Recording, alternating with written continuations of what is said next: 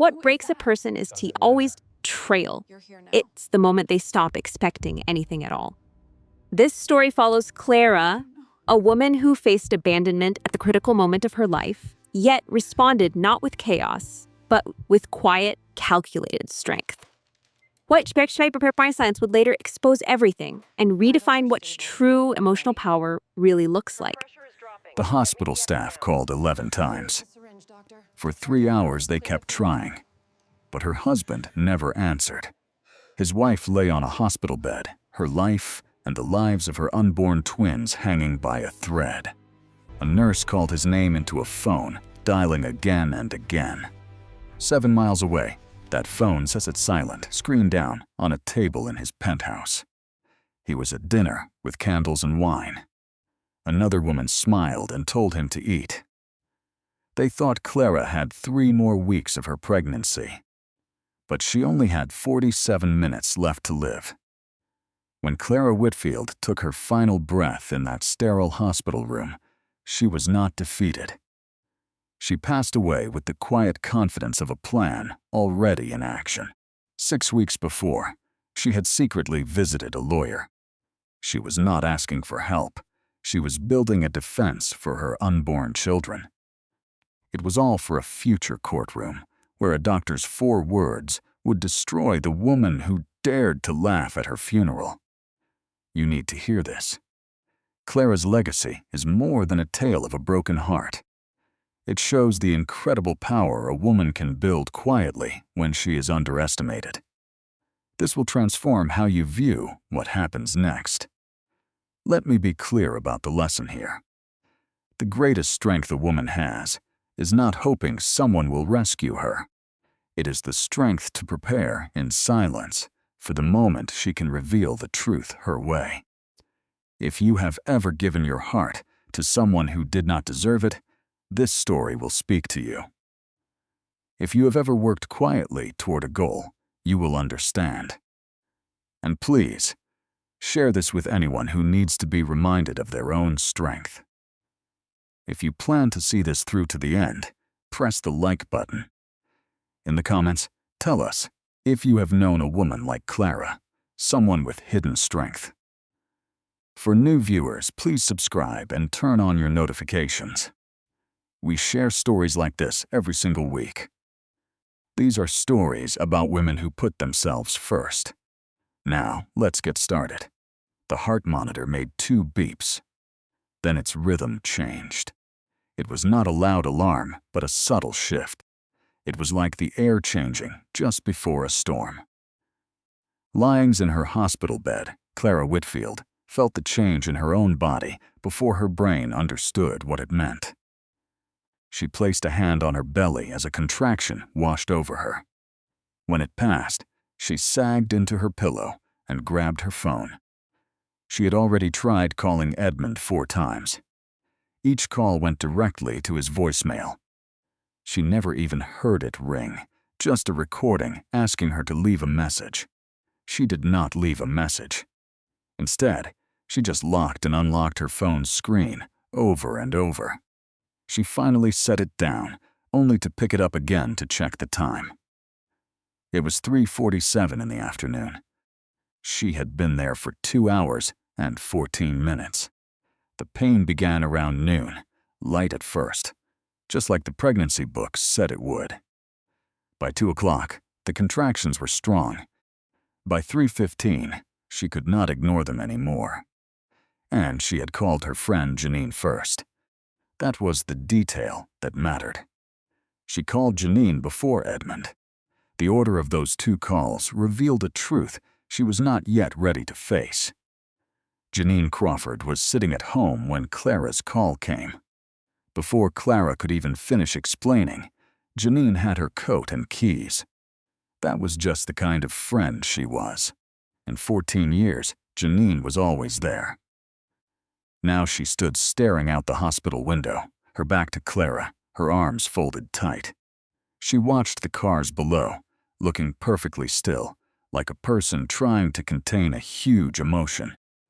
He knew it could be any day now, Clara whispered. I know, Janine replied. His meeting was over at noon. That was almost 4 hours ago. Janine finally turned around. Her face was carefully neutral, hiding what she really wanted to say. She walked over and sat in the chair next to the bed, taking Clara's hand in hers. "The doctor will be here soon," Janine said softly. Let's think about that.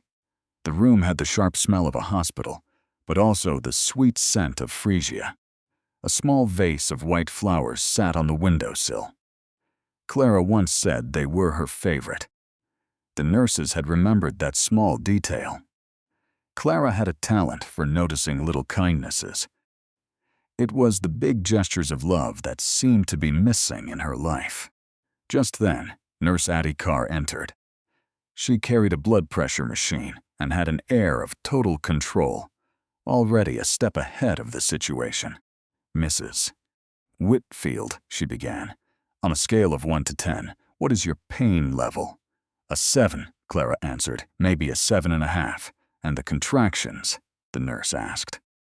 "Every 3 minutes, sometimes closer."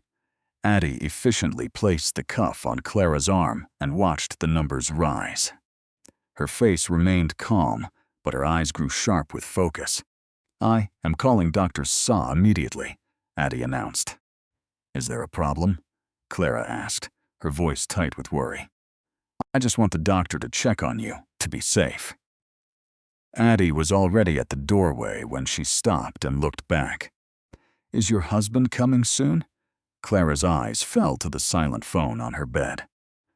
She stared at it with the kind of look you give something that has disappointed you for the last time. "I have been trying to call him," she said quietly. The nurse met her eyes for a brief moment, a look of understanding passing between them. Then she nodded and left. Janine just squeezed Clara's hand, because some things do not need to be said out loud. At Janine's urging, the hospital coordinator called Edmund's work number. A new assistant answered the phone. There was a strange pause, just 4 seconds too long. Then the assistant spoke in a flat, practiced voice. "Mr. Whitfield is currently unavailable." Those 2 words again. Currently unavailable. Clara shut her eyes. She was 37 weeks along, carrying twins. She had picked out the soft green paint for the nursery, all by herself. She had wanted a color that would work for a boy or a girl. She remembered folding tiny baby clothes one Saturday afternoon, with music playing softly from the kitchen. She would read stories out loud to her belly, feeling her baby's kick in response to her voice. She had done every single thing a mother-to-be should do, and she had done it all alone. Edmund was always on a business trip, or stuck in a conference, or otherwise, in the words of his assistant, currently unavailable. She opened her eyes and met Janine's gaze. "Okay," she said, her voice firm. "Let's focus." The next wave of pain hit just 2 minutes and 40 seconds later. Clara grabbed the metal rail of the bed and breathed through it. She told herself she could do this. She had managed everything else on her own. 4 minutes later, Addie returned with the doctor. Dr. Patricia Saw followed her into the room. The doctor was 52, with short, silver-streaked hair. After 3 decades of delivering babies, she understood that being calm was not an emotion. It was a professional decision she made for her patients. She silently studied the readings from the monitor. She placed her hands on Clara's stomach, her skilled fingers reading the baby's positions. It was a sense developed over thousands of deliveries. After asking 3 quick questions, she looked directly at Clara. "I need to explain what is happening." Clara met her gaze and said, "Tell me everything." The doctor explained. "One of the babies has moved since your ultrasound. At the same time, your blood pressure is high and getting higher. Because of these 2 things, we need to go to a surgical room now." "Just in case?" Clara asked. "No," Dr. Saw said gently. "Because it is necessary." We need to be in a position to act fast if the situation changes, the doctor added. Clara simply nodded. Nurse Addie watched her and saw a unique kind of calm. It was not the calm of a woman who was not scared. It was the calm of a woman who had been scared for a very long time and had prepared for this. "Please, can you try calling my husband one last time?" Clara asked.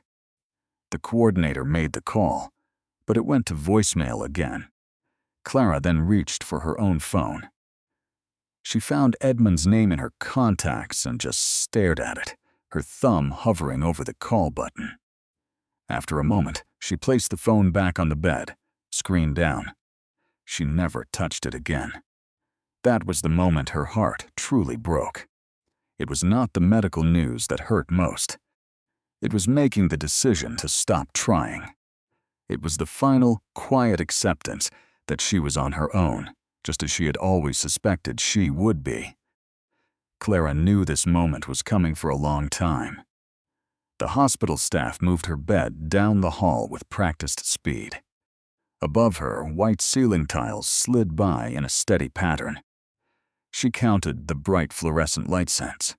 Addie, a nurse, walked right beside her. Her hand was resting gently on the bed's metal rail, a comforting, unrequired touch. This was not part of her job. It was not in any manual. She did it because Clara Whitfield's eyes pleaded silently, saying, "I am terrified, and I just need someone to stay with me." So Addie walked with her. The sweet smell of flowers from her room began to fade down the long corridor. The sharp scent of antiseptic grew much stronger. The doors to the operating room swung open, revealing a room that was cold, white, and ready. Monitors were already in place, and 3 nurses in blue scrubs moved with perfect efficiency. Sa stood at the end of the table, looking at Clara over her surgical mask. "Everything is going to be fine," the doctor said. Clara simply looked back at her. Her blood pressure read 162 over 104. Her hands lay perfectly still on the table. "Take care of the babies first," Clara whispered. "No matter what happens, save them first, doctor." Sa met her gaze for a long second. "Understood," she replied. A monitor's beeping changed its rhythm. Sa glanced at it, then at Addie. They shared a silent nod. It was the unspoken language of a team who knew each other well. Then they began to move. The ceiling lights above Clara blurred together. She felt a cold sensation travel up her arm from the intravenous line. The room started to tilt, a slow sideways slide, as the medicine took effect. Her last thoughts were of the flowers on the windowsill in her labor room. She thought of a small potted plant she put in the nursery. She had read that plants make a room feel like a home. She hoped someone would remember to water it. And then she thought, "I will not wait for him any longer." I decided that when this was all over, I was done waiting for him forever. But the thought remained unfinished. The world around her turned silent and white. 7 miles away from Mercy Summit Hospital, on the 43rd floor of the Whitfield Towers, the candles were made of pure beeswax. Veronica Hale had them special ordered from a boutique shop. She had also chosen the wine, a bottle from France that cost more than a week's worth of groceries for most people. She had white flowers arranged in a low crystal bowl on the table. This was so they would not block the stunning city view from the massive windows. She did all of this because she knew Edmund Whitfield completely. For 14 months, she observed him with the intense focus of a scientist studying a rare life form. She understood his instinct for beauty. It was as automatic as a compass pointing north. Since he always gravitated to lovely things, she made herself the most beautiful thing he could see, maintaining it with constant, careful work. Edmund was at the dining table, his jacket off and tie loose. His phone was face down in the hall, just where Veronica suggested he put it. 2 hours, she had said, taking it with an easy smile. Everything is managed. Your assistant has your location. Clara still has 3 more weeks, she had added. He gave her the phone because arguing was harder than just agreeing. For the past 2 years, Edmund Whitfield had always chosen the easier path. These small choices had added up, creating a life he never really chose, but never refused either. He stared at the red wine in his glass. He looked at the white flowers in the crystal bowl. He looked across the table at Veronica, who was watching him closely. "You seem far away tonight," she said. "Clara's due date is in 3 weeks," he answered. "It is always something with her," Veronica said lightly, as if other people's problems were just minor annoyances. She reached over and poured more wine into his glass. "Eat your dinner," she told him. So he ate his dinner. This was the key thing about Edmund Whitfield. He was not a deliberately cruel man. Cruelty takes effort, and Edmund's main flaw was a lack of effort. He just told himself convenient lies for years, and those lies piled up like unopened bills. He told himself he would break up with Veronica after the babies were born. He told himself Clara would never find out. He told himself that paying for things, like a private hospital with the best nurses, was a form of love. He thought this practical care was enough to keep things going, even after the warmth was gone. He was completely wrong about all of it. And deep down, in a part of himself he tried to ignore, he knew it. He had known it for a very long time. Across the table, Veronica watched him. She was 31 years old and never mixed feelings with her plans. Her father, Thomas Hale, had treated her like a valuable asset his entire life. She was shown off at events where powerful men made deals. She had accepted this reality long ago. The only other option was a life with less money, cheaper wine, and no power. She knew exactly what her role was. She also knew, with a coldness she hid very well, that Clara's pregnancy changed everything. Twins meant 2 heirs. The legal papers had already been updated and filed. 2 children now had a biological claim to everything Edmund Whitfield owned. She looked past Edmund's shoulder at the city lights. She stared at it like someone measuring a property they planned to acquire. In the entryway, Edmund's phone sat on a small table. Its screen lit up once, then twice, then a third time. A soft blue glow pulsed quietly against the wall. It was like a faint knock on a door from far away. But Edmund did not hear it. Italian music played softly in the apartment. The candlelight was warm. The wine was perfect. The phone screen lit up over and over again. 7 miles away, the doors to the operating room were already shut. In the hospital hallway, Janine Crawford could not sit still. She was pacing back and forth. It was how she handled things her mind could not process. She walked to the end of the hall and back. She stood by a water fountain, but did not take a drink. She called Edmund's private number, got his voicemail, and hung up. She called Philip, his assistant, who told her Mr. Whitfield left the office at noon. She called Dale Whitfield, Edmund's brother, but there was no answer. Finally, she stopped walking. She stood alone in the middle of the hallway, under the harsh lights, smelling the antiseptic air. Another family's good news, the cry of a healthy newborn, echoed from down the hall. She pulled out her own phone and opened her call history. She stared at it. 11 calls to Edmund's number. Each one had a timestamp. Each one was marked unanswered. The call log was proof of something. She took a picture of the screen. Then she took another. She was not sure why she was doing it. She just needed something to do with her hands. In the last hour, her worry had changed into something colder, something she later realized was preparation. She was a woman who always prepared. Clara had always loved that about her. She had relied on it. Janine sent the screenshots to her own email address for safekeeping. Then she made another call. This time, she dialed Ruth Whitfield, Edmund's mother. Ruth picked up on the second ring, which was very unusual for her. "Ruth," Janine said, "Clara is in emergency surgery. I cannot reach Edmund. I thought you needed to know." A silence followed for exactly 4 seconds. It was not the silence of shock. It was the sound of a 71-year-old woman processing information. "Which hospital?" Ruth asked. "Mercy Summit, the private entrance on the north side. I will be there in 20 minutes. Ruth hung up the phone. Janine stood in the empty corridor, holding her phone. She looked at the heavy double doors at the end of the hall. They led to the surgical suite. They were closed, and they would stay closed until this was all over. She finally found a chair against the wall and sat down to wait. She waited in the operating room.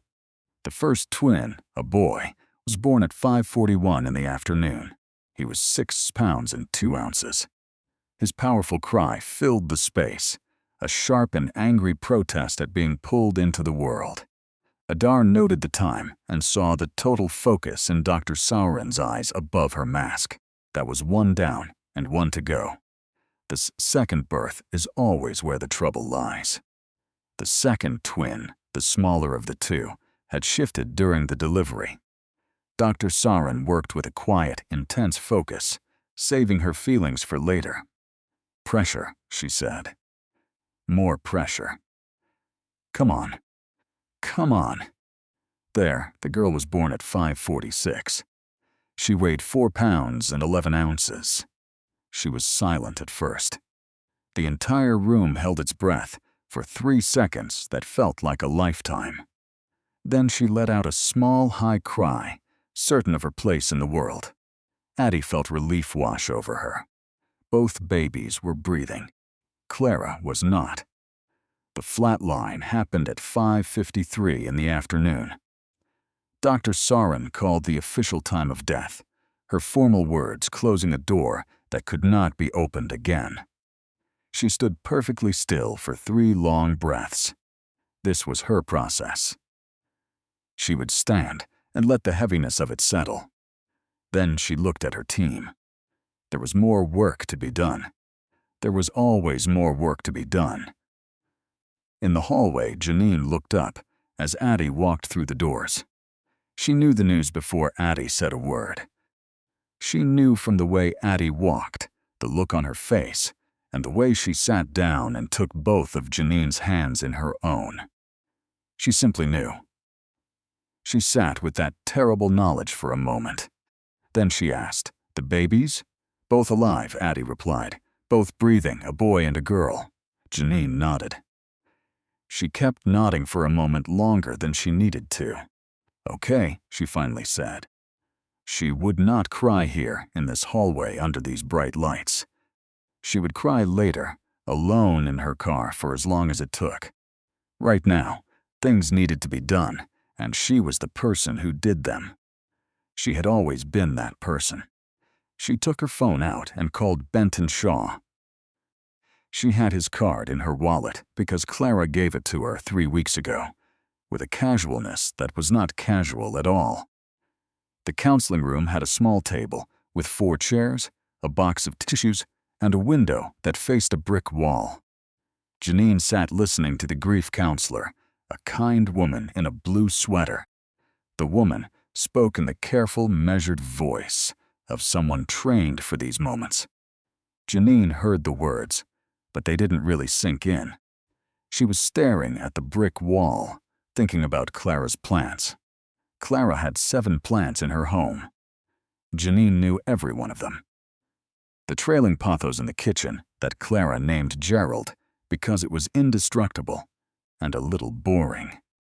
The fiddle-leaf fig in the living room that Clara worried over all the time. The small succulent garden on the bathroom windowsill. The pot of rosemary by the kitchen door.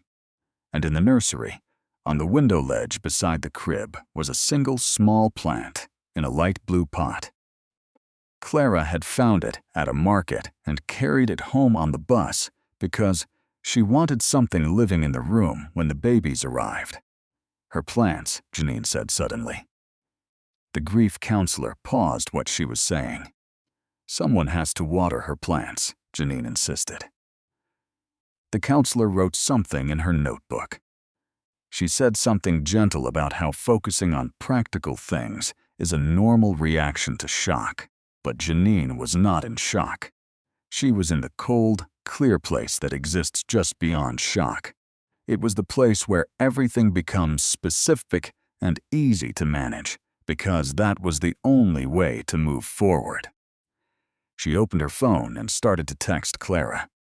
She stopped after 3 words. She stared at Clara's name at the top of the screen. She stared at the last message Clara had sent her 2 days ago. It was a picture of the sage green nursery, with both cribs assembled and the small blue pot on the windowsill. Below the picture, Clara had written 2 simple words. Almost ready. Janine put the phone face down on the table. She refused to cry in this room. She excused herself. She thanked the counselor for her time. She walked to the bathroom at the end of the hall and ran cold water over her wrists for 30 seconds. She looked at her own face in the mirror. Then she found Benton Shaw's number and called him. Here is what nobody at that hospital knew. 6 weeks earlier, on a Tuesday afternoon in February, Clara Whitfield had taken the train into the city. She walked 4 blocks to the law office of Benton Shaw, sat across from his desk and said, "I need to create a sealed document. It cannot be opened until I die, or until I give you written authorization. I have a detailed list of its contents and a specific list of people who must be present when it is opened." Benton Shaw had been an estate lawyer for 30 years. He had made documents for the grieving, the scared, the angry, and the clever. In all his 30 years, he had never dealt with a request quite like Clara's. She was 7 months pregnant. She sat calmly in the chair before his desk, with her hands folded in her lap. Her voice was steady, and her instructions were crystal clear. She did not cry. She did not apologize for taking his time. She did not say things like, "I know this sounds strange," or "I am probably just being too careful." She simply stated what she required and waited for him to confirm he could do it. She had spent 4 months gathering the information for the document. She had quietly hired a private investigator, paying him from a personal savings account. Edmund had stopped looking at 2 years ago, when he stopped paying attention to the small details of their finances. The investigator's report was complete. It showed 14 months of contact between Edmund and Veronica Hale, with specific dates, locations, and photographs. Clara had also found the money transfers. 3 separate transactions over 6 months, for a total of $2,300,000, moved from a joint account to a company whose name she did not recognize. She spent 2 weeks tracing that company. The main beneficiary was a man named Thomas Hale, who was Veronica's father. Clara had known about the affair for 4 months. She had known about the transfers for 6 weeks. She had told no one, because she was 32 weeks pregnant, then 34, then 36. She needed to bring her children into the world first. She needed them to be safe, documented, registered, and born. Then she would do what needed to be done. She had not expected to not be here to do it herself, but she had a plan for that possibility too. This was the moment that changed everything. Clara Whitfield was not a woman who had been taken by surprise. She was not a victim waiting to be rescued. She was a woman who had seen her situation with perfect clarity and had made her plans with the time and resources she had. And through it all, She went to her appointments, folded baby clothes, and watered her 7 plants, because that was also how she took care of the people she loved. She had been building something. She had been building it the entire time. In a supply closet on the 3rd floor of the hospital, Addie Carr leaned against a wall and cried for 4.5 minutes. As a labor nurse of 11 years, she had a rule about crying. She did it privately, she got it all out, and then she went back to work. She cried for exactly 4.5 minutes. Then she washed her face, straightened her scrubs, and returned to the warming unit where the baby boy was fussing. She put her finger in his hand. His grip was automatic and incredibly fierce, the grip of someone who had just arrived and intended to stay. As she stood there with his fingers wrapped around hers, she thought, "You have no idea what your mother left for you. You have absolutely no idea what she built while she was building you."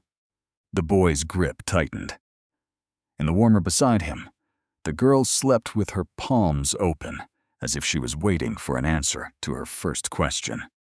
Addie stood between them for a long time. Down the hall, Ruth Whitfield arrived at 6:17 in the evening.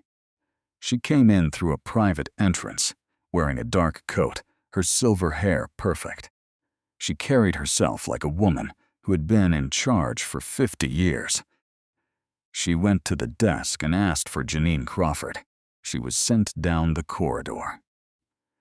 Janine was standing just outside the counseling room when Ruth turned the corner. Their eyes met. Ruth Whitfield was 71 years old. For 34 years, she had built a legacy with her husband, George. She had weathered recessions, scandals, his death, and the slow ruin of a family with too much money and not enough truth. She was not a woman who showed her feelings on her face, but she showed them now. "Tell me," she said.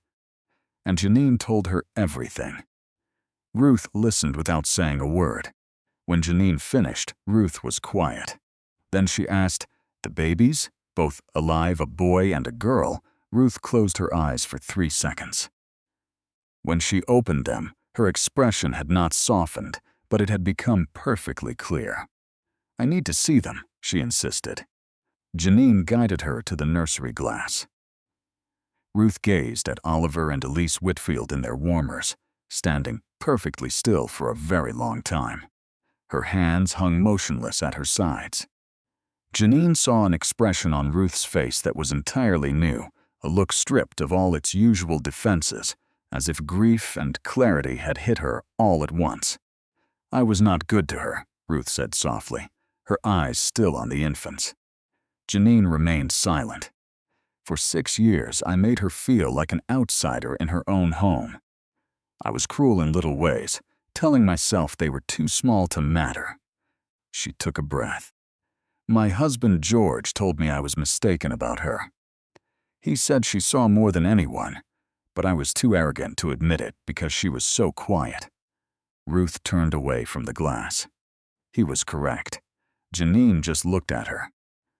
"I will be different for these children," Ruth declared. "I am changing right now."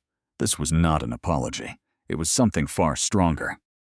It was a promise from a woman who knew she was in the final chapter of her life. She had only a few chances left to become the person she should have been long ago. Janine knew she meant it. Edmund Whitfield found out his wife was dead at 78 in the evening. He had finally picked up his phone from Veronica's entryway at 6:50. A shift had occurred in the mood of the evening, a change from unease to a deep sense of dread.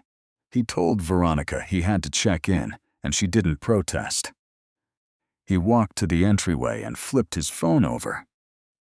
He had 37 missed calls, 14 text messages, and 3 voicemails from a number he didn't know, which was Mercy Summit Hospital's main line. He was looking at the screen when the phone began to ring again. It was his mother. He picked up before it could ring twice. Edmund, her voice was completely empty. Over 44 years, he had heard his mother's voice in every possible tone. Cold, sharp, sometimes warm, and often disappointed in a way she saved just for him. He had never heard it this flat, drained of everything, even her usual control. Clara passed away at 5:53 this evening, she stated. The babies both survived. You have a son and a daughter. He was unable to form words. I have been at Mercy Summit Hospital for the last hour, she continued. I was the only Whitfield family member here for the birth of your children and the death of your wife. He could hear her take a breath. Where were you, Edmund? It was not a question but a judgment.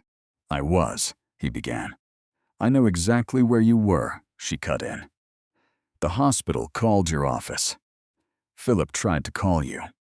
Janine Crawford tried to reach you 11 times. Your wife Papanta sampled away while you were at that woman's home with your phone turned over. The resulting silence was that of a man with no possible defense. Come to the hospital, Ruth said. Come to your children. Then she hung up.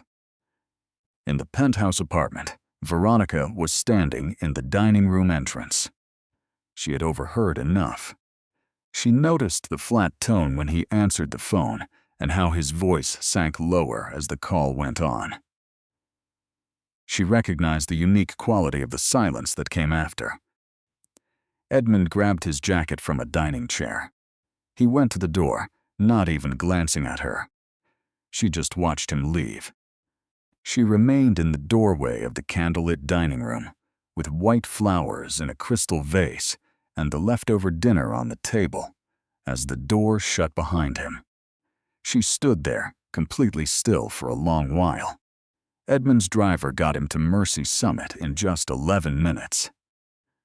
Edmund rushed through the private entrance and down the hall like a man who felt the urge to run, but knew that running would be an admission of the terrible thing he had done. He was not ready to face that yet. He was not sure he ever would be. Adhikar, a nurse, spotted him coming from her station. She was used to seeing fathers show up late. She had accepted all the different excuses men gave for missing the birth of their children. She watched Edmund Whitfield hurry down the hallway, made a quick judgment, and stored it away with all the others. She led him to the nursery window. He simply stood at the glass. Oliver's tiny fist was raised by his cheek as he slept, the energy of his birth now quiet. Lise had both her palms open near her face, as if reaching for something in the air. For 11 minutes, Edmund stood at the glass without moving. The hallway air system hummed quietly. A supply cart went by. Somewhere down the hall, a person laughed. It was the sound of someone who had no idea what took place in the operating room 2 hours before. It was the laugh of someone having a much different night. Edmund stared at his children, and the feeling that started when he saw his phones at Veronica's apartment finally overwhelmed him. It was not simply guilt, although guilt was certainly part of it. It was something much bigger. It was the dizzying feeling of a man who thought his world was stable, only to learn in a single evening that it was not, and never had been. He was still there at the glass when Janine approached him. She had been waiting for this moment. She had rehearsed what she was going to say and how she would deliver it ever since she left the doctor's office. She chose to speak quietly because quietness had more impact than shouting. Clara had always believed that the most important people were the ones who made you lean closer to hear them speak. She stood next to him at the window. She did not look his way. She kept her eyes on the twins. She tried to call you 4 times before they put her under, Janine said. 4 times, Edmund. I was there when she made those calls. Well, he tried to say. I do not want you to make excuses to me right now, she said. I want you to listen. She paused. I know where you were. I know the building's name. I know the woman's name. I know because I drove over there after they told me Clara had died. I needed to do something. I needed a place to go. I just stood outside that building and looked up at it. Her voice was steady and calm. I saved the call log before I even knew why I was doing it. 11 calls, all with timestamps, saved and sent to my email. That proof exists. It is safe, and it is not going away. Edmund was frozen in place. Those two babies, Janine said, are the single reason I am not destroying your entire world tonight. I need you to understand that very clearly. And I need you to consider every choice you make from this moment on. She finally turned to face him directly. He met her gaze. She deserved so much more than you gave her, Janine stated. A whole lot more. And now those children deserve a better man than you have been. The only question is if you can become that man. Then she turned and left. She walked down the long corridor, went through the double doors, and stepped into the chilly night air. She stood in the parking lot under a dark sky and just breathed. Then she pulled out her phone and dialed Benton Shaw. "She is gone," she said as soon as he answered. "I have to know what our next step is." Benton was silent for a few seconds. "She gave very clear instructions on the order of things," he said. "We will follow her plan exactly. I will be in touch with you tomorrow morning." "Just tell me one thing now," Janine said. "Tell me she found a way to protect them." There was another short pause. "She protected them completely," Benton said. "She accounted for everything." Janine stood in that cold lot, looking at the bright hospital windows. She pictured Clara, 7 months pregnant, riding the train to the city, walking 4 blocks to a law office, and building a safe place for her children with the time she had left. Janine thought about how Clara always made the right choices for others. She just did not always make them for herself. She went back into the hospital. Edmund was still standing at the nursery window. He had not moved at all.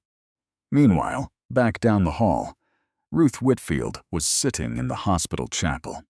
It was a simple small room with chairs in perfect rows and a soft neutral light. Ruth was not praying in a traditional way. She had never been very religious. But she began speaking to the empty room, which felt like the same thing. She spoke about Clara. She remembered a Christmas dinner when Clara had quietly fixed Ruth's famous gravy, making it taste better, and Ruth had never even thanked her for it. She recalled an afternoon when Clara saw that the gardener had trimmed a hedge unevenly. Clara spoke to the groundskeeper about it herself, fixing the problem without causing a fuss. She spoke of the way Clara would look at Edmund when he was not paying attention. It was not with anger, but with a kind of patient insight, as if she truly saw him for who he was and was deciding daily if he was enough. Ruth whispered to the quiet chapel, "I should have looked at her that way. I should have made an effort to truly see her." The room gave no reply. Ruth remained seated for a little longer. Then she got up, adjusted her coat, and went to sit by the nursery to wait for the sun to rise. The family lawyer showed up at the Whitfield mansion on a Tuesday morning, 10 days after Clara passed away. A formal letter had been sent out the week before, naming everyone who had to be there. Benton Shaw did not phone first, and he did not allow any changes to the attendance list. Edmund was seated at the head of the large dining table in the east wing of the house. He had not had a full night's sleep in 10 days. His exhaustion was not from a lack of rest. It was the heavy burden he carried to bed each night. To his left sat Ruth. She arrived from the old Whitfield home and would go back there tonight. She waited patiently, her hands folded and her expression calm. Across the table was his brother, Dale Whitfield. At 47, his jaw had softened. He had an easy confidence, honed over many years of presenting himself as the sensible choice over Edmund. His wife, Greta, was with him. She sat quietly, with folded hands, her gaze cautiously scanning the room. At the head of the table sat Janine Crawford. The notice had insisted she be present. Dale saw her name on the list and remained silent, but his face betrayed a subtle, quick change. Benton Shaw set a sealed envelope in the middle of the table. It was made of heavy, cream-colored paper. Clara's personal wax seal secured the envelope, a tiny detail with immense importance. Dale's hand moved to take it. Benton firmly placed his own hand on the table. "That is not for you to touch, Dale." Dale pulled his hand back. Benton used his own letter opener to slice it open, moving with slow care, knowing this simple action was a momentous event. He carefully unfolded the pages. His eyes swept across the room one time. "Clara Whitfield drafted this on the 4th of February," he began. "She was 29 years old. I was there for the signing and can confirm she was of sound mind. I will now read it all without stopping." He started to read, and the room fell completely silent. First, he detailed the timeline. 14 months of recorded meetings between Edmund Whitfield and Veronica Hale. Every date and place was listed, specific and exact. The investigator's credentials and full report were included as proof.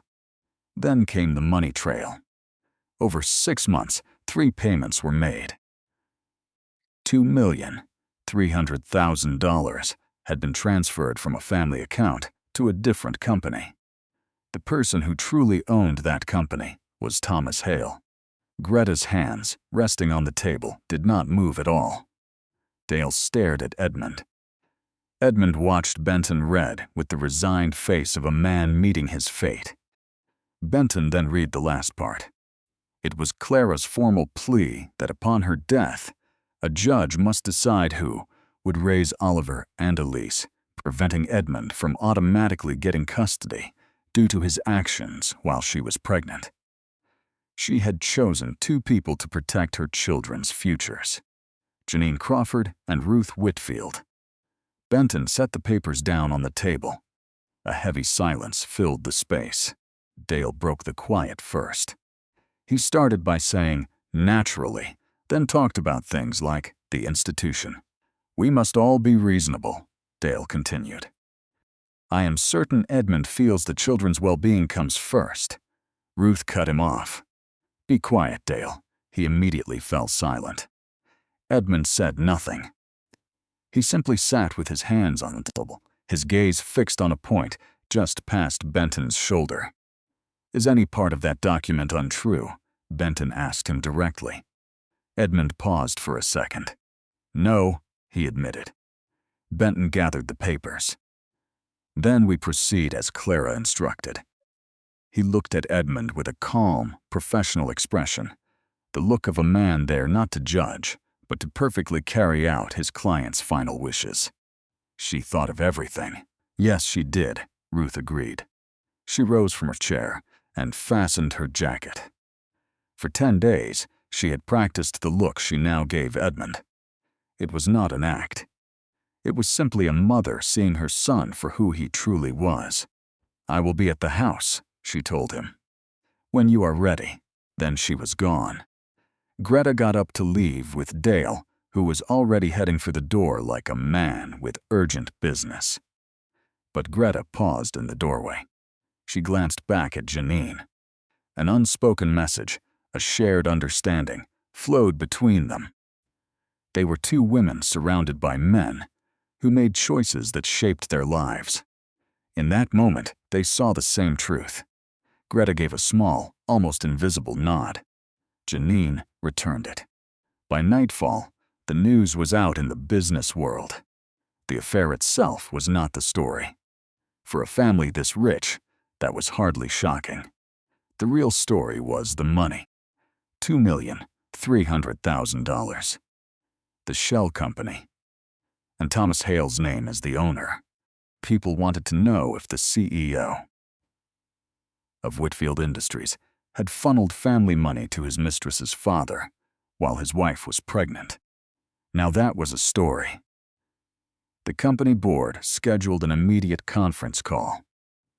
Dale quietly reached out to 3 different board members. He started each call the same way. "Of course, I stand by my brother, but..." He always ended by saying the company itself had to be safeguarded.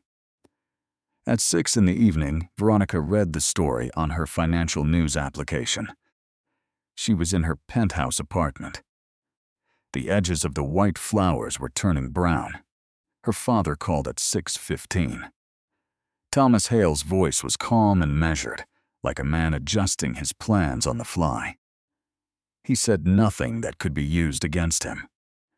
He only said things were getting difficult, that they needed to handle it carefully, and their time to act was running out.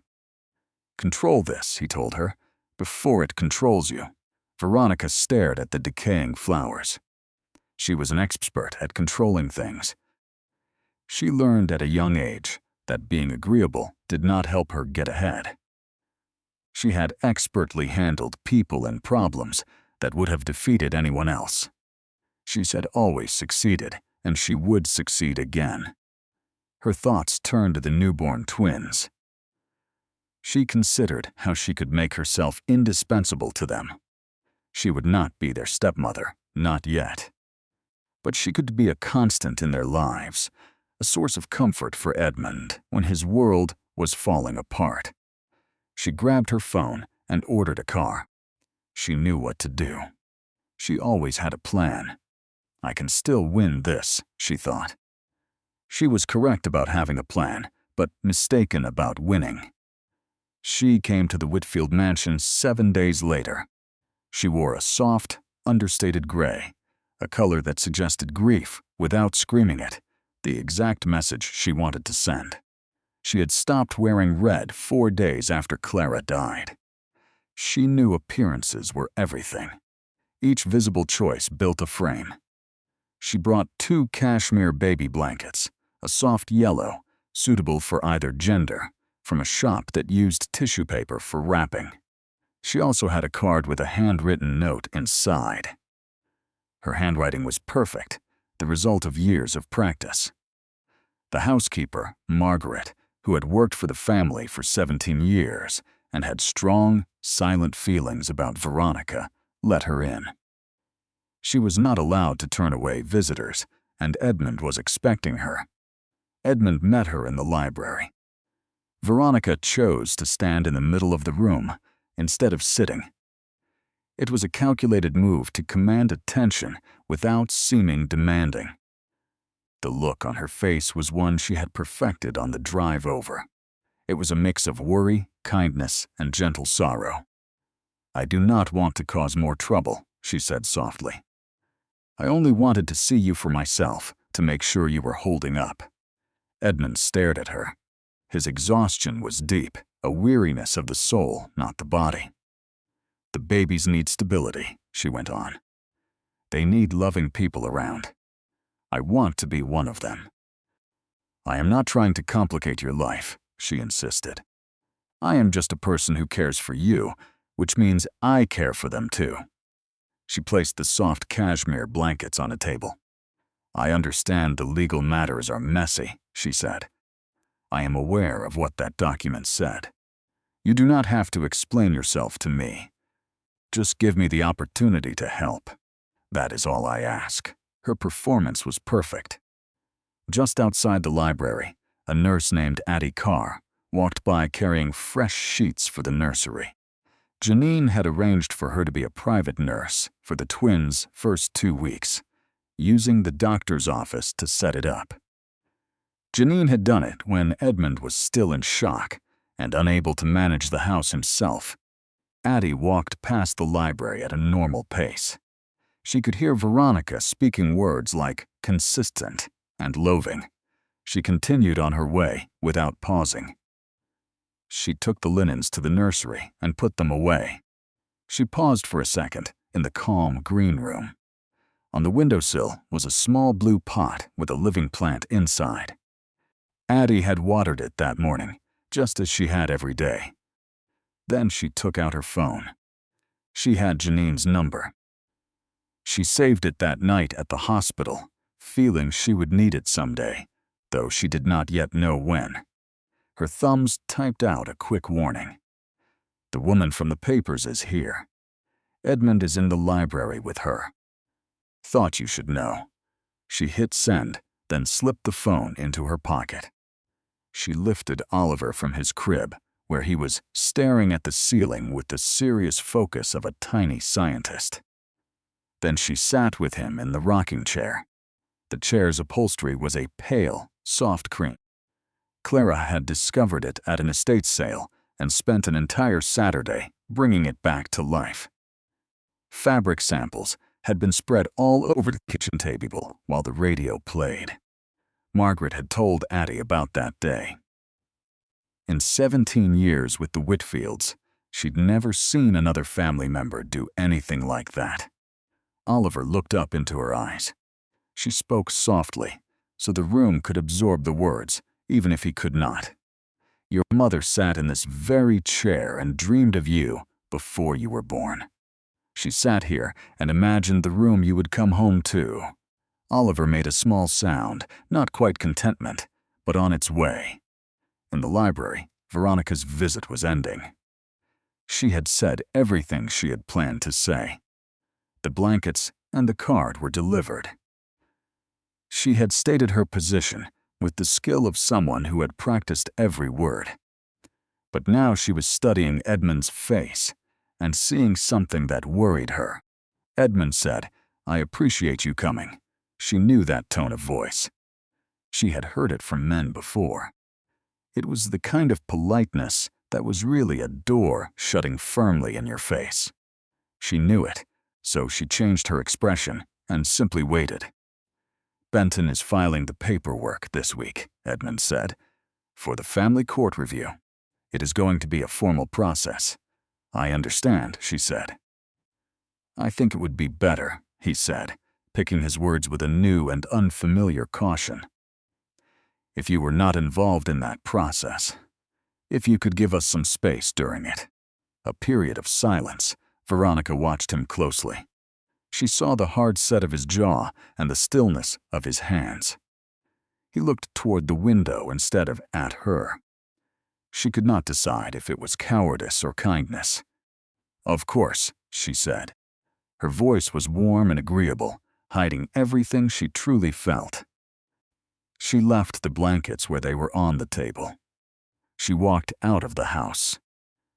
From the back of the car, she watched the estate gates close behind her in the mirror. She kept staring until they disappeared. Her father called 20 minutes later. She did not pick up. She watched the city blur past her window. She thought, this is not the end. I have not lost. I have simply been redirected. I will find a new way. I will be patient, and the right moment will come. She believed this with all her heart. She was wrong to believe it, but she wouldn't learn that until the day of the memorial. Ruth Whitfield put the kettle on herself. Benton Shaw arrived at the main Whitfield house at 10 in the morning. Ruth had 2 cups set out on the table in the small sitting room near the kitchen. There was no household staff to be seen anywhere. Benton knew what the tea ritual meant. He had known Ruth Whitfield for 26 years. When she made the tea with her own hands, it meant the talk was personal. It meant that in this room she was not his employer. He took his cup and sat across the table from her. Tell me what Clara left for the twins, Ruth said. Benton replied, Ruth, there are legal rules about what I can say outside of the official process. Benton, she said, I was in that hospital. I held those babies the night they were born, when their own father was not there. I waited outside the nursery until 4 in the morning, because a Whitfield needed to be there. Now, tell me what that girl left for her children. So he told her. It took 45 minutes. Ruth listened and did not interrupt. She asked only 2 questions. which were really the same question phrased differently. Was Clara protecting the children from Edmund himself, or from anyone who might put the estate's needs before the children's? Benton thought about it carefully. From anyone, he said. She was very clear in her words. She never called Edmund an enemy. She described him as someone who would need help to be the father his children needed. Her actions were protective, not meant to punish. There is a very big difference. Ruth was silent for a moment. She did it correctly, she said. Yes, she did. She did not do it out of anger. No. Both times we spoke, she was perfectly composed. But she was not cold. There is a difference, and she was definitely composed. Ruth put her teacup down. She gazed out the window at George's garden, which was still kept exactly as he had designed it. The gardener followed the original plan, without making any changes, because Ruth had asked him to. I was not kind to her, Ruth said. Benton remained silent. This was not a legal issue. It was not something that needed his opinion. I told my husband she was pleasant but shallow. George told me I was mistaken. He said she was the most observant person we knew. He said I called her shallow because it was easier than accepting her. She took a breath. He was right. She was observant. She saw everything, and she never made a big show of it. She would just quietly take care of whatever needed doing, without wanting any credit for it. She paused again. I found that quality irritating for many years, she admitted, because George had that same quality, and I missed him so much. Seeing it in her was a constant reminder of what I had lost. And I was unkind to her because of that, which is the very worst kind of unkindness. The kind that has nothing to do with the person you are hurting. The kitchen clock ticked steadily. Outside, the wind whispered through George's hedges. I want to be formally involved in the guardianship review, Ruth said, on Clara's side. Supporting her wishes, not Edmund's. That will make his legal position very complicated, Benton said. Yes, it will. He might see it as a betrayal. What he did to that girl during her pregnancy, Ruth said, that was a betrayal. What I am doing now is trying to fix something that should never have been broken. She looked directly into Benton's eyes. I am 71 years old. I no longer have time to take the long way around difficult situations. I want to do this the right way while I still can. Benton watched her for a moment. I will need a personal statement from you, he said. Not in legal terms. Clara wrote a personal letter to the judge. The court will appreciate hearing a consistent voice. I can do that, Ruth said. After Benton was gone, Ruth went to the little room next to the kitchen, where George's reading chair still sat. She had not moved it or changed the fabric. The left armrest was worn down because George always held his book in his right hand. She sat down in it. She picked up the wedding photo from the small table next to the chair. It was Edmund and Clara. The ceremony had been small, much smaller than what Ruth thought was right for a Whitfield wedding. But as she looked at the picture now, she noticed something she had always missed. Clara was laughing, a full and genuine laugh with her head tilted back. Someone had told a bad joke at the wrong time. It was not a polite little laugh, but a real one that lit up her entire face. Ruth was in the background of the picture. Her expression clearly said, I do not understand you. Ruth looked at her own image looking at Clara. She should have tried harder. She should have listened closely, the way you do when someone is telling you something important. She placed the photograph down gently. She thought of Oliver, with his tiny fist curled by his cheek. She thought of Elise, with her palms open to the world. She thought about the kind of grandmother she would be for them, starting right now. She would build it from the ground up on a foundation of honesty. She thought, those children should not have to inherit our mistakes. That is the one gift I can still give them. The choice to be better. Edmund arrived at the main house that evening.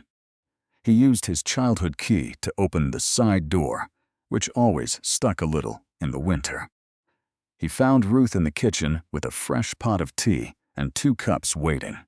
He sat down, holding his cup with both hands. "I blocked her number this afternoon," he said. "Veronica's number." Ruth just looked at her son. "It is not enough," he said. "I know," Ruth agreed. "It is not enough. But it is a start. It is the first step on a very long road."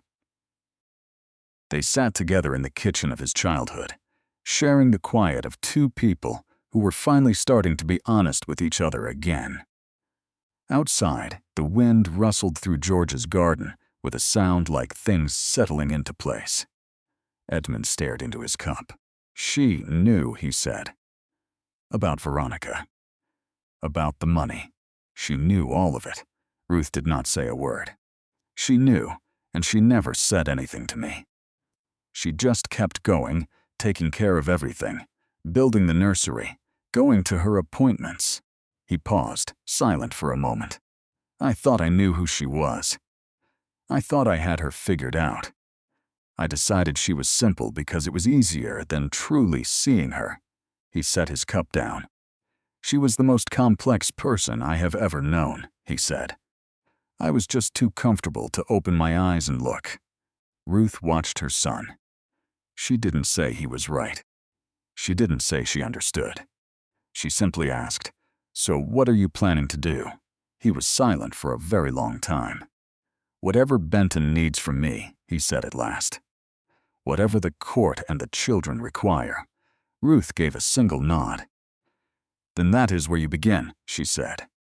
Clara Whitfield's memorial took place on a Thursday morning, 3 weeks after she passed away. Her family had driven in from Ohio. Her parents, Barbara and Dawn, were there. Her sister Carol, a reserved woman with Clara's features but a different kind of quiet, was also present. 2 cousins stood near the entrance, speaking to almost nobody. They were everyday people dressed in their Sunday best. They observed the grand Whitfield estate with expressions of people trying hard to ignore their surroundings.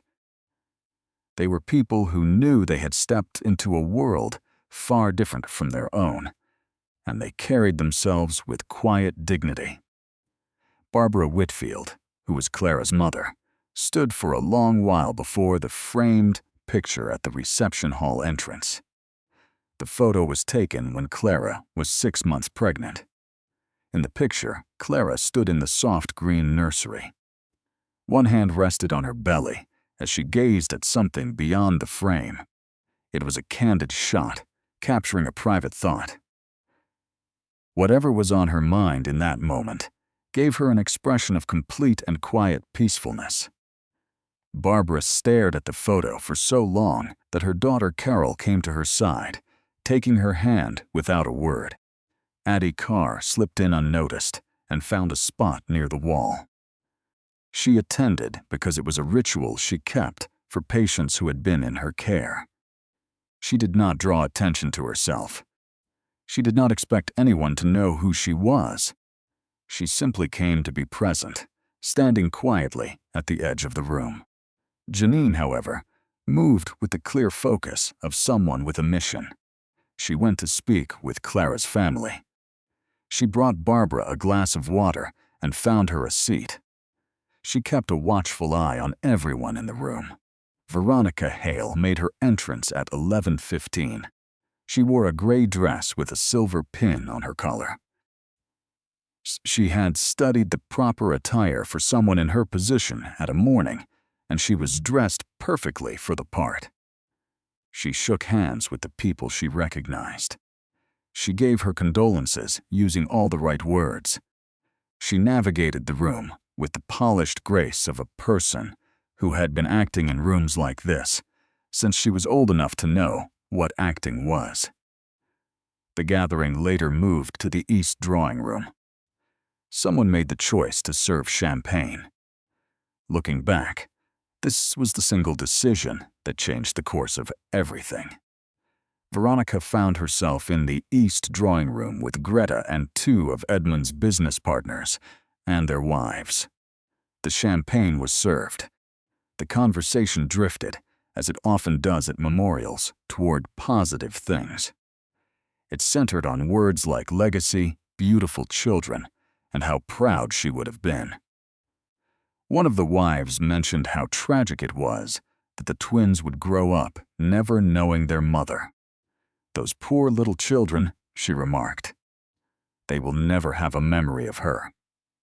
And just then, Veronica, who had maintained flawless composure for 3 weeks, who had been planning and managing and adjusting every day since Edmund left her penthouse, felt a little something inside her break. 14 months of perfect, careful, and draining performance finally cracked. A single piece gave way. "Well," she said, her voice low and sharp. It was the voice she reserved for people she saw as equals, when she relaxed her formal tone just a little. It was the voice that implied, "We are all adults in this room. We can admit to difficult truths. At the very least, they will not have to watch her cry every single time Edmund had to work late." She said the words in a rush. She finished with a short, bitter laugh. It was the laugh of a person releasing pressure that had become too much to handle. It was the laugh of someone who, for 3 careless seconds, forgot completely where she was, and who might be listening. The silence that came after was not the polite kind, where people pretend they did not hear something. It was a heavy, specific silence from people who heard everything very clearly, and were now deciding what to do with that information. Greta placed her champagne glass on a table with a soft, deliberate click. She excused herself from the circle in the same quiet, invisible way she had been excusing herself from things for 20 years. She had learned how to exit a room without being noticed. It was a skill she perfected over 2 decades of being constantly overlooked by this family. She was brought to meetings only as a witness and then ignored like a piece of furniture. She knew things and was expected to keep them buried inside. She walked across the reception hall. She found Janine standing with Addie Carr by the tea service. "I need to tell you what I just overheard," Greta said. Janine looked at her, and something in her expression knew this was important. "I need you to repeat it," Janine replied. "Into this." She held up her phone, with the voice recording app already running. Greta glanced at the phone. She reflected on 20 years of being silent in rooms where she was meant to be invisible. She remembered Dale's careful, dismissive comments to the board. She thought about being brought to the estate meeting as Dale's required witness, and how she filed away every detail she saw and heard, because that was what she did. Storing information was the only power she had until this moment. She spoke clearly into the phone. She repeated Veronica's words exactly, including the context, the tone, and that small, sharp laugh. Janine saved the file. She looked up at Greta. "Thank you," she said. Greta simply replied, "Make sure you use it well." She turned and walked back to the drawing room, picking up the champagne glass she had left behind. She stood next to Dale and smiled at whatever story he was telling. Back at the tea table, Janine and Addie stood side by side. "I have something that might help too," Addie said quietly. From the night Clara was admitted, she told Janine about the hospital's automated call records. 11 phone calls were made to Edmund over 3 hours, all logged by the hospital's system. Each one had a timestamp, creating an official record that was separate from anything Janine had on her own phone. "Can we get that?" Janine asked. "It is a hospital administrative file," Addie said with care. An administrator at the hospital with the right legal approval could get it. Benton Shaw will know what to do, Janine nodded. They stood there at the tea table during a memorial for a woman they both cared for deeply. They were surrounded by flowers and the soft murmur of conversations and the sound of teacups. And in that very moment, they were the two most important people in the entire room. Neither of them looked around. Benton Shaw quietly left the reception at 2:30 to answer a call. He was only gone for 3 minutes. He re-entered through a side door and scanned the room until he made eye contact with Ruth. He gave one short, firm nod. Ruth set her cup down. She excused herself from her conversation with Clara's family, placing a gentle hand on Barbara's arm as she walked over to where Benton stood by the door. He spoke softly, leaning in close. "The court date is set," he said. "Judge Christine Waverly. 3 weeks from Tuesday." Ruth just looked at him. "Good," she answered. She then returned to the reception. Veronica departed an hour later. She had regained her composure within 30 seconds of her remark, smoothing over the awkward moment with a charming comment, and steering the conversation forward, remaining perfectly controlled for the rest of the day. She was unaware of Greta's phone. She had no idea about the hospital's call log. She did not know a court date had been scheduled. She left the memorial service believing that her morning had gone exactly according to plan. This was the most serious kind of error, the type you cannot recognize because you are trapped inside of it. Family court started on a Tuesday morning in a courthouse that smelled of stale coffee and old carpeting. The courtroom walls were beige. The overhead fluorescent lights hummed at a level that was almost annoying. The chairs were chosen for function by people who did not think comfort was important. Judge Christine Waverly had presided over cases like this for 22 years.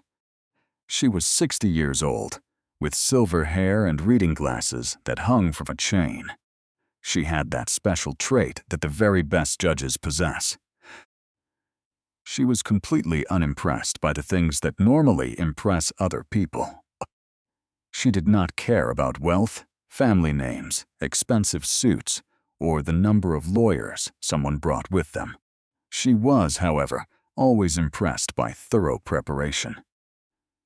She had already reviewed the documents that were filed beforehand. She had actually read them twice, making notes with a red pen in the margins. Edmund was seated at the main table with his lawyer. He appeared to have aged 5 years in just 3 weeks, which was not far from the truth. Ruth sat at his left. She had demanded a seat at the table instead of the viewing area, and Benton had made it happen. Janine sat in the second row of the gallery. She had chosen her outfit with care. She kept her hands perfectly still in her lap. Dale was also in the gallery. He was there only as a spectator, the only role he could have, and he wore the look of someone who was playing the part of a simple observer while his mind was racing. Greta sat 3 seats away from Dale, which was a greater distance than they usually kept in public. Benton Shaw began his presentation. He submitted the sealed document in full. He presented the investigator's findings in pictures. He laid out the financial records, showing the money transfers. He showed proof of the shell company and who truly owned it. Judge Waverly examined each document, her face unreadable. She posed 2 questions to Benton, who answered them perfectly. Then he announced, "Your Honor, I have an audio recording for evidence." Through the speaker's cues came Greta's steady voice, explaining the situation. Next came Veronica's voice, the words punctuated by a small, dry laugh. The courtroom was silent when it ended. Judge Waverly jotted a note and glanced at the gallery. Benton then said, "Your Honor, one final document. It was a letter from Claire Whitfield, written for this exact purpose. Benton explained Claire wrote it with the sealed document. He presented the letter, verified its authenticity, and asked to read it. "Proceed," Judge Waverly permitted. As he read, the room became still. The first thing everyone noticed was that Claire's words held no anger. The language was entirely free of bitterness, making it more powerful than rage ever could be. Anger is easy to disregard. This was not angry, just clear. She wrote honestly about her marriage, without being cruel. She explained her choice to stay and her decision to prepare instead of to leave. She described Edmund as capable of more than he showed. She clearly stated she did not want him cut off from his children. She asked the court to make sure other people protected their interests besides just him. She nominated Janine Crawford, writing of her unconditional love and service. Janine, she said, understood the children's needs because she always understood Claire's. She also named Ruth Whitfield. She wrote of Ruth with a special kindness, like someone who chose to understand a person who had hurt them. Claire wrote that Ruth knew right from wrong and would do the right thing when it was important. She believed the children would finally be that important thing. She was correct. Benton set the pages down. Judge Waverly took off her glasses, wiped them, and put them back on. She studied the documents for a long time. "I would like to call Dr. Patricia Saw," she said. Dr. Saw came in from the hall, composed and unintimidated by the courtroom's gravity. She sat in the witness seat and stated her credentials. In precise clinical terms, she answered questions about the birth. She described the timing, the issues, the emergency procedure, the twins' survival, and the mother's death at 5:53 in the afternoon. She spoke without hesitation. She had practiced this testimony for 3 weeks. She could now give it with a steady voice and a calm expression. Then Judge Waverly looked right at her. "Dr. Saw," she said, "in your professional medical opinion, are Oliver and Elise Whitfield the biological children of Edmund James Whitfield?" "Yes, Your Honor," Dr. Saw stated. She said it factually, just like everything else. DNA was confirmed during routine procedures at Mercy Summit Hospital. Both children are the biological issue of Edmund James Whitfield, she continued. Their birth certificates are filed with the state registrar, making them his legal heirs. Silence filled the room. Edmund stared at the table. Dale Whitfield sat quietly in the gallery. Greta, sitting 3 seats from him, noticed his hands were shaking just a little. Veronica was not present in court. She was not family, so she could not attend. She was in the penthouse, checking her phone for news from a journalist source. A text arrived at 11:43. It said the Whitfield twins were confirmed as biological heirs. She set her phone face down. The crystal flower bowl had been cleaned and put away. The candle holders were in a drawer she had not opened in 2 weeks. She sat in the silent penthouse, looking out at the unchanging city view. The towers and streets and distant lights stared back blankly. Judge Waverly announced her ruling in the courtroom. Edmund Whitfield and Ruth Whitfield would share guardianship with a review every quarter. Janine Crawford was named the children's advocate. The financial dealings were sent to a board for investigation. Claire's sealed document and letter were placed into the permanent record. Judge Waverly looked at Edmund. "Mr. Whitfield," she began, "I read your late wife's letter. She did not want me to punish you. She wanted me to protect your children. I will do that. I encourage you to consider if your future choices will honor her request." Edmund simply said, "Yes, Your Honor." After the hearing, Janine walked to the parking garage through a side exit, hands in her pockets and her collar turned up against the cold. In her pocket, her left hand toyed with the 3 keys from the hospital. One for the front door, one for the garden gate, and a third for the cellar. As she walked, she heard footsteps and turned. It was Benton Shaw heading to his car. He paused when he saw her. "She wanted you to have this," he said. After the hearing, but only if it went her way. He opened his briefcase and pulled out a small envelope.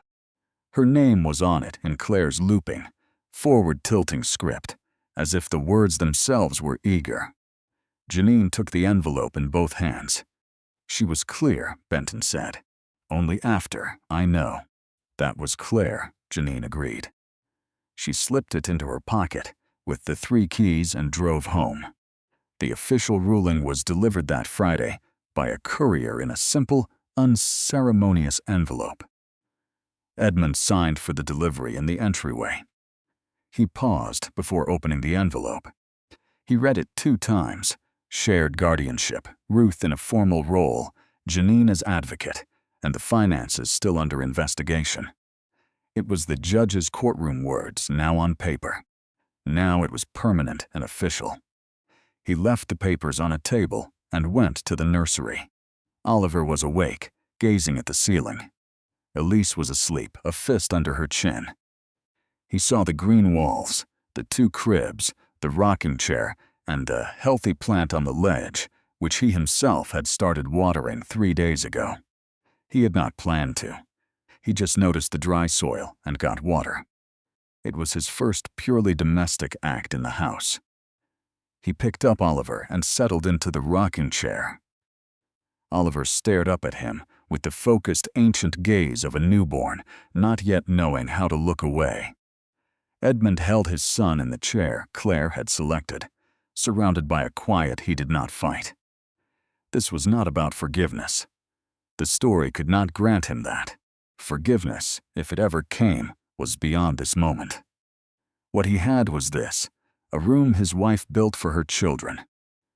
He had a chair she restored with her own hands. A plant she chose because living things make a space feel loved. He had a path forward, the only one he could take. It was a starting point. The next day, Ruth and Janine agreed to meet in the nursery. Ruth was the first to arrive. She paused at the door, her eyes scanning the room. It was the first time she had been back since that awful night, when she stood right here, looking at the empty cribs and saying nothing. She walked to Elise's crib and lifted the baby. After 71 years of holding children, she knew the act itself was a promise. Elise cooed softly, a sound of simple acceptance. Janine came in moments later. She went to Oliver's crib and picked him up, and he studied her face with a curious stare. The 2 women stood quietly. Ruth looked at Elise and whispered, "She chose good people." Janine agreed. She always did. "She just never chose herself first," Janine added. Ruth thought about that, turning the words over in her mind. She wanted to fully grasp what it meant. "We can teach them to choose themselves," Ruth said firmly. "We will," Janine promised. They stood together, the afternoon sun warming the pale green walls. The sky outside was shifting into that unique blue-gray of early spring. It's a color that looks cold but holds a hidden warmth. That night, Janine sat at her table with tea she intended to drink. From her coat, she pulled out the small envelope she had held onto since leaving the courthouse. Clara's round, leaning handwriting was on the front. Janine opened it with great care, like handling something precious. The letter was just over a page long. Clara's writing changed speed, sometimes slow and thoughtful, other times rushed, as if the ideas came in a flood. Janine started at the beginning. Clara wrote about her hopes for the children. She described how she wanted Ruth and Janine to support them, working together, not against each other. She listed things she wanted the twins to understand when they grew older. Janine's jaw was tense as she read those first parts. Her eyes were dry and focused. But when she got to the final section, she stopped. She read it once, then again. A sudden, wet laugh escaped her lips. It was the sound of receiving an unexpected and much-needed gift. It was the laugh of being truly seen by a friend who had always paid attention. It was a final, perfect piece of that attention. It was a laugh of deep recognition and a love so unique that she knew she would miss it for the rest of her days. She set the letter down, then immediately picked it back up. She read the last part one more time. Clara's final words were not about the estate, the twins, or the court case. All of those details were settled. She had taken care of business in a sealed legal document. What Clara wrote to Janine was about a promise. A promise two 20-year-olds made in a tiny apartment one autumn. They had cheap wine, good pasta, and a simple, clear map of their future. They saw a picture in a magazine of the Irish coast, a cliff over the Atlantic, green and ancient. The photo made you feel your own smallness in the best way possible. With silly seriousness, they vowed to go there together one day. They would stand on that cliff, feel the wind on their faces, and just watch the ocean. 20 years went by. Life got messy, the way it always does. The trip became a someday plan. Someday meant when things settled down. But things never settled down. Janine, Clara had written, "For 20 years, you have told me you are waiting for me to go to that cliff. You have waited with a patience and loyalty that is so completely you. So I am telling you now, from wherever I am, please stop waiting. Go stand on that cliff. Feel the wind. See the ocean. It is so vast and existed long before us, and it will be there long after we are gone. Standing there will show you the true size of your problems and your possibilities. When you get there, tell me what you see. Just say it out loud. I will hear you. You know I will. I always heard you. You always made sure I heard you when it mattered. Go, Janine. The cliff is not going anywhere.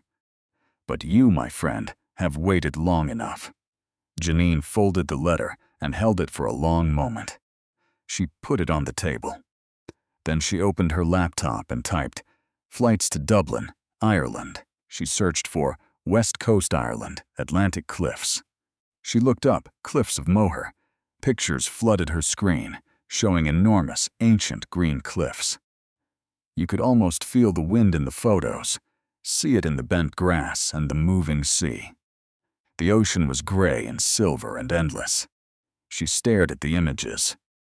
She imagined Clara, 7 months pregnant, traveling downtown alone to see a lawyer.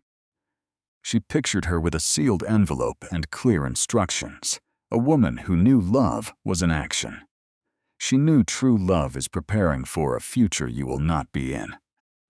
She thought of Oliver and his observant eyes.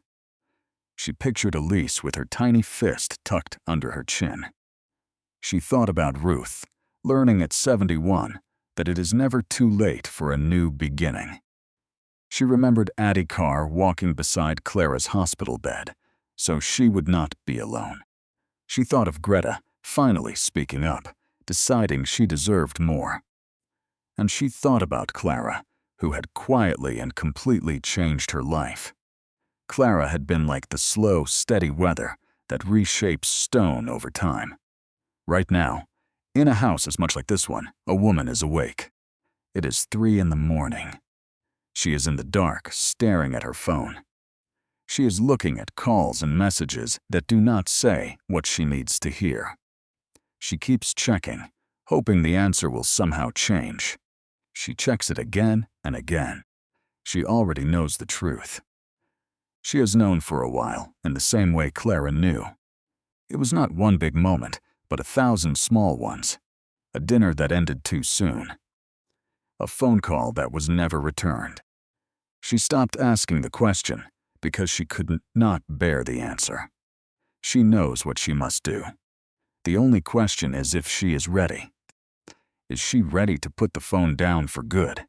Is she ready to stop waiting for a call that will not come and move toward her own future? Clara Whitfield made that choice. At 37 weeks pregnant, in a cold operating room, she made it. She held her best friend's hand and trusted her doctor. She made her choice with all the love and time she had left for the people she treasured. That was her true legacy. It was not the money or the legal papers, though those were important. The real inheritance was the lesson. Love is about preparation. Building a safe future for those you leave behind is not second best. It is the most powerful thing you can do. It is what lasts when everything else is gone. Clara saw the future clearly and acted. She built something that would endure. Janine Crawford booked her flight to Ireland that Thursday night in early April. She picked a window seat for her flight. She placed Clara's letter in an inside pocket of her bag, the one closest to her heart. She's landed in Dublin on a Friday morning. The sky was a soft Irish gray, a color not of emptiness, but of quiet promise. She traveled by train, then a bus, and finally walked the last half-mile. The path smelled of fresh rain, green grass, and the salty ocean air. 11 days after the court stole her life away, she stood on the edge of that cliff. The vast Atlantic Ocean churned below, a silver giant that did not care about her pain. And she knew that feeling of being small was exactly what Clara wanted her to find. A powerful wind rushed up the cliff, like it had crossed the entire world just to meet her. She just stood there, letting it push against her. She stared at the endless water. Then she spoke out loud, to the air, to the wind, to anyone who might be listening. She whispered, "Clara, it is enormous. It is the biggest thing I have ever seen in my life. The grass here is so green, and the wind feels so cold. There was nothing but the horizon, stretching on forever." Then she said, "You were right. This is the right size. This is the perfect size for everything." She stood there a long time, but her mind was back in the light green nursery of the Whitfield estate. In her memory, Oliver and Elise were sleeping soundly in their cribs, bathed in the morning light. A small blue ceramic pot sat on the window ledge, catching the sun. It leaned toward the light, the way all living things do. It was a simple, powerful reminder to always turn toward warmth, to seek it, and to grow toward what you need without hesitation. Someone had remembered to water that little plant. Someone always would. A closing thought. Our team carefully created this story to share meaningful lessons that stay with you.